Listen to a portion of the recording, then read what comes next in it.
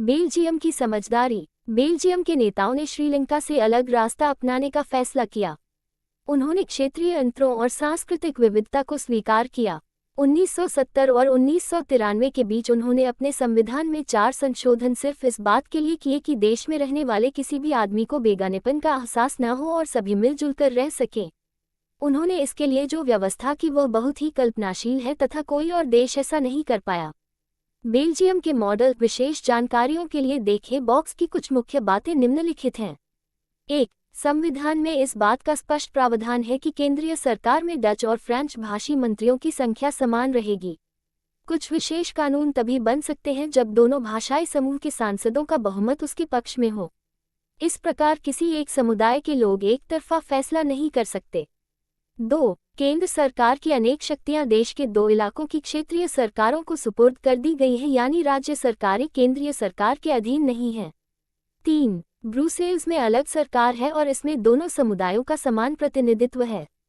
French भाषी लोगों ने ब्रुसेल्स में समान प्रतिनिधित्व के इस प्रस्ताव को स्वीकार किया क्योंकि डच भाषी लोगों ने केंद्रीय सरकार में बराबरी का प्रतिनिधित्व स्वीकार किया था। 4. केंद्रीय और राज्य सरकारों के अलावा यहाँ एक तीसरे स्तर की सरकार भी काम करती है, यानी सामुदायिक सरकार। इस सरकार का चुनाव एक ही भाषा बोलने वाले लोग करते हैं। डच, फ्रेंच और जर्मन बोलने वाले समुदायों के लोग चाहे वे जहां भी रहते हों, इस सामुदायिक सरकार को चुनते हैं। इस सरकार को सिर्फ 3 मसलों पर फैसले लेने का अधिकार है और वो हैं: 1. संस्कृति, 2. शिक्षा और 3. भाषा। आपको बेल्जियम का मॉडल कुछ जटिल लग सकता है।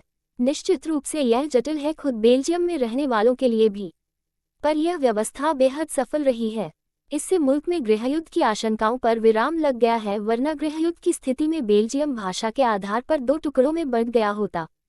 जब अनेक यूरोपीय देशों ने साथ मिलकर यूरोपीय संघ बनाने का फैसला किया तो ब्रुसेल्स को उसका मुख्यालय चुना गया। बेल्जियम और श्रीलंका की इन कथाओं से हमें क्या शिक्षा मिलती है? दोनों ही देश लोकतांत्रिक हैं, फिर भी सत्ता में साझेदारी के सवाल को उन्होंने अलग अलग ढंग से निपटाने की कोशिश की। बेल्जियम के नेताओं को लगा कि विभिन्न समुदाय और क्षेत्रों की भावनाओं का आदर करने पर ही देश की एकता संभव है। इस एहसास के चलते दोनों पक्ष सत्ता में साझेदारी करने पर सहमत हुए।